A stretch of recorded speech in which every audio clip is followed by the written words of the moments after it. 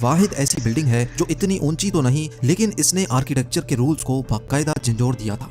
524 foot ऊंची इस building का आधे से ज्यादा वजन एक तरफ को झुका हुआ है, लेकिन ये किसी गलती की वजह से नहीं, बल्कि यही इसका डिजाइन था। क्योंकि कैपिटल गेट का झुकाव इटली के लीनिंग टावर ऑफ पीसा से भी 5 गुना ज्यादा है, इसी वजह से इसको Guinness book of world record भी मिल चुका है। लेकिन आखिर अबू धाबी के शेख को जरूरत क्या थी इतनी खतरनाक बिल्डिंग बनाने की?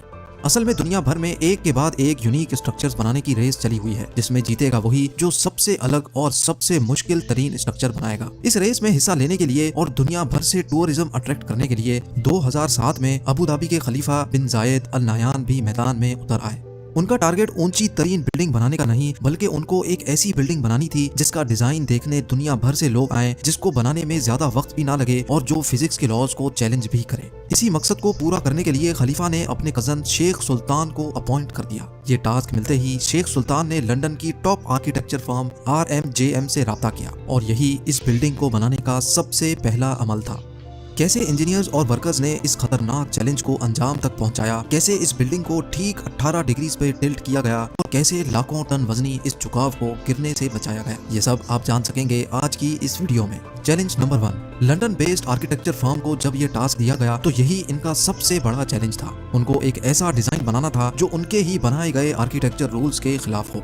आर्किटेक्चर फर्म के कई डिजाइन्स पहले तो रिजेक्ट किए गए, लेकिन फिर इस डिजाइन को बनाने के लिए उन्होंने अबू धाबी के रेगिस्तान में मौजूद खूबसूरत रेत के टीलों और समंदरी लहरों से इंस्पायरेशन ली, और अब बारी थी कुदरत के इस खूबसूरत जोड़ को शक्ल देने की। कॉन्सेप्ट आर्किटेक्ट नील वेंडरवीन ने दिन रात एक करके ऐसा डिजाइन पेश किया जिसको समंदरी लहर की शेप दी गई और जिसका बॉटम रेत के टीलों जैसा था। और तो और हर एंगल से देखने पर बिल्डिंग का व्यू बिल्कुल चेंज हो जाता है। Challenge number 2।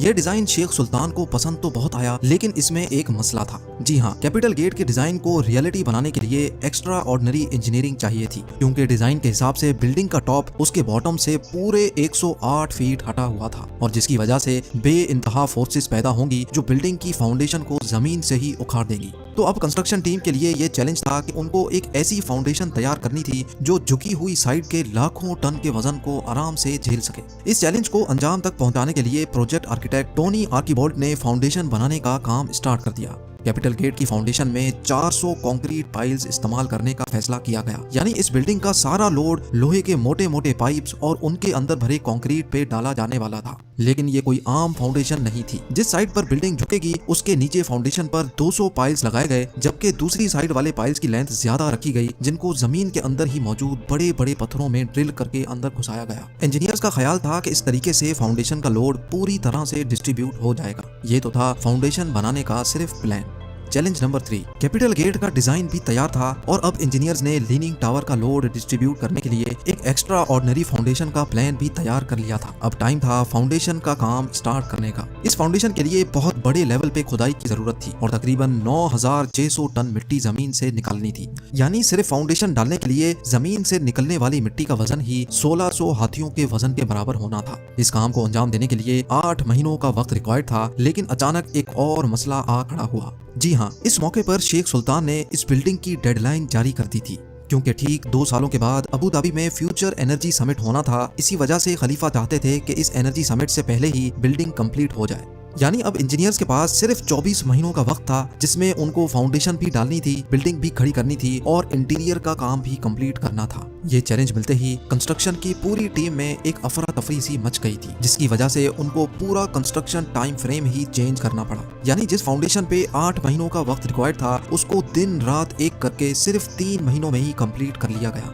क्योंकि इसके अलावा और कोई ऑप्शन भी नहीं था। Challenge number 4। जैसे ही फाउंडेशन पूरी तरह से सूख गई, कंस्ट्रक्शन टीम एक बार फिर से मैदान में उतर आई। अब इनका चैलेंज था टावर की कंस्ट्रक्शन स्टार्ट करने का, लेकिन यहाँ उनको एक और चैलेंज का सामना करना पड़ा। नॉर्मल स्काई स्क्रैपर्स एक सॉलिड कोर के गिर्द बने होते हैं जो बिल्कुल सीधा ऊपर तक जाता है, लेकिन कैपिटल गेट के केस में अगर ऐसा ही कोर बनाया गया तो झुकाव की वजह से कोर एक तरफ को मुड़ भी सकता है, जिसके इंतहाई खौफनाक नताइज भी हो सकते हैं। इस मसले से निपटने के लिए इंजीनियर्स को रिवायती सोच से हटकर काम करना था, जिसके लिए ये प्लान किया गया कि कैपिटल गेट का कोर सीधा नहीं बल्कि कर्व्ड बनाया जाएगा, और कोर मुकम्मल होने के बाद बिल्डिंग का बकाया हिस्सा इसके इर्द गिर्द फिट किया जाएगा। लिहाजा अब कर्व्ड कोर का काम जल्द अज जल्द स्टार्ट करना था, ताकि डेडलाइन से पहले ही काम खत्म हो सके। चैलेंज नंबर 5, इस खास किस्म के कोर को बनाने के लिए हैरत अंगेज तौर पे 2 करोड़ 15 लाख केजी का स्टील और 3 करोड़ 60 लाख केजी का सीमेंट कंक्रीट इस्तेमाल होना था। लेकिन अब यहाँ एक और मसले ने जन्म लिया। अबू धाबी की कड़कती गर्मी में दिन के टाइम पर पारा 50 डिग्री सेंटीग्रेड तक पहुंच जाता है। अगर कंक्रीट को इस गर्मी में डाला गया तो वक्त से पहले ही वो खुश्क हो जाएगा, जिसकी वजह से कोर में क्रैक्स पड़ने का खदशा था। लिहाजा अब कंस्ट्रक्शन टीम को एक ऐसा सॉल्यूशन सोचना था जिससे कंक्रीट डालते ही खुश्क ना हो। आखिरकार ये सोचा गया कि कंक्रीट बनाते वक्त जो पानी डाला जाएगा वो नॉर्मल टेम्परेचर का नहीं बल्कि ठंडा पानी होगा, और जिस वक्त कंक्रीट डाला जाएगा वो दिन का टाइम नहीं बल्कि रात का समा होगा जब टेम्परेचर 30 डिग्री सेंटीग्रेड तक गिर जाता है। ये काम अंजाम देने के लिए आइस फैक्ट्री से बर्फ मंगाई जाती, जिसको पिघलाकर ठंडे पानी के तौर पे सीमेंट और पत्थरों के साथ मिलाकर कंक्रीट मिक्सचर बनाया जाता था। तकरीबन 150 रातें यानी 5 महीने लगाकर कैपिटल गेट का कर्व कोर कंप्लीट कर लिया गया। चैलेंज नंबर 6, अबू धाबी के सेंटर में वर्ल्ड क्लास स्ट्रक्चर बनाया जा रहा था जिसका आधे से ज्यादा काम पूरा हो चुका था, लेकिन असल चैलेंज अभी बाकी था। जी हाँ, कंस्ट्रक्शन टीम ने कोर को तो थोड़ा कर्व शेप दे दिया था, मगर अब बारी थी बिल्डिंग के असली झुकाव की, जिसके लिए डायग्रेड टेक्नोलॉजी का इस्तेमाल होना था, जिसमें लोहे से बना फ्रेम छोटे छोटे हिस्सों में कोर के गिर्द लगाकर बिल्डिंग को झुकाया जाना था। टोटल 720 लोहे के बड़े बड़े फ्रेम्स बनना थे, लेकिन बिल्डिंग की शेप की वजह से हर फ्रेम को अलग से डिजाइन करना था। यानी टोटल 720 लोहे के फ्रेम्स, हर एक फ्रेम का वजन 16,000 केजी और हर एक फ्रेम की शेप एक दूसरे से अलग होगी। ये काम अंजाम देने के लिए शारजा की एक स्टील मैन्युफैक्चरिंग कंपनी को टास्क दिया गया। क्योंकि हर फ्रेम की शेप एक दूसरे से अलग थी, इसी वजह से पूरे 720 फ्रेम्स कंप्लीट करने में इनको 5 महीनों का वक्त लग गया। चैलेंज नंबर 7, आखिरकार वर्कर्स की अनथक मेहनत के नतीजे में कैपिटल गेट का डायग्रेड भी कंप्लीट हो गया और साथ साथ विंडो पैनल्स लगने का काम भी चलता रहा। अब बिल्डिंग में सिर्फ छोटे मोटे काम ही बाकी थे जो शेख सुल्तान की दी गई डेडलाइन से पहले ही कंप्लीट हो जाने थे।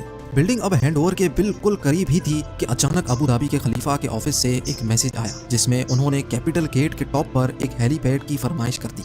ये मैसेज कंस्ट्रक्शन टीम के ऊपर पहाड़ बनकर गिरा, क्योंकि फाउंडेशन से लेकर डायग्रेड तक सब कुछ कंप्लीट हो चुका था और कैपिटल गेट का सारा लोड पहले से कैलकुलेटेड था। यानी डिजाइन बनाते वक्त हेलीपैड और हेलीकॉप्टर का वजन शामिल नहीं किया गया था। यह मसला कैपिटल गेट की कंस्ट्रक्शन के दौरान खड़ा होने वाला सबसे बड़ा मसला साबित हुआ। लिहाजा अब फिनिशिंग का काम रोककर एक बार फिर से सारी स्ट्रक्चरल कैलकुलेशंस दोबारा की गई। कैलकुलेशंस के बाद ये नतीजा निकाला गया कि स्ट्रक्चर हेलीपैड का वजन तो बर्दाश्त कर लेगा, लेकिन स्ट्रक्चर का डिजाइन कुछ ऐसा है कि तेज हवा के मौसम में हेलीकॉप्टर बिल्डिंग पर लैंडिंग के दौरान क्रैश भी कर सकता है। लेकिन अब किसी भी सूरत में ये हेलीपैड बनाना था, क्योंकि अब ये शेख की फरमाइश थी। इसी मकसद के लिए लंदन में कैपिटल गेट के मॉडल को विंड टनल टेस्ट किया गया, जिसमें यह बात साबित हो गई कि तेज हवा में बिल्डिंग पर हेलीकॉप्टर की लैंडिंग खतरे से खाली नहीं होगी। विंड इंजीनियर लीगटन ऑरेलियस ने यह सजेशन दी कि अगर हेलीपैड के डिजाइन में चेंजेस की जाएं और हेलीपैड की ऊंचाई को 2 मीटर कम किया जाए तो ये मसला काफी हद तक कम हो सकता है। मॉडल में हेलीपैड का डिजाइन चेंज किया गया तो हैरत अंगेज तौर पे विंड इंजीनियर की सजेशन सच साबित हुई। ये खबर मिलते ही कैपिटल गेट पे हेलीपैड की कंस्ट्रक्शन स्टार्ट कर दी गई और बिल्डिंग को वक्त से पहले ही शेख सुल्तान के हैंडओवर कर दिया गया। कंस्ट्रक्शन टीम और वर्कर्स को सलाम है जिन्होंने अपनी काबिलियत से दुनिया का सबसे ऊंचा लीनिंग टावर बनाया है।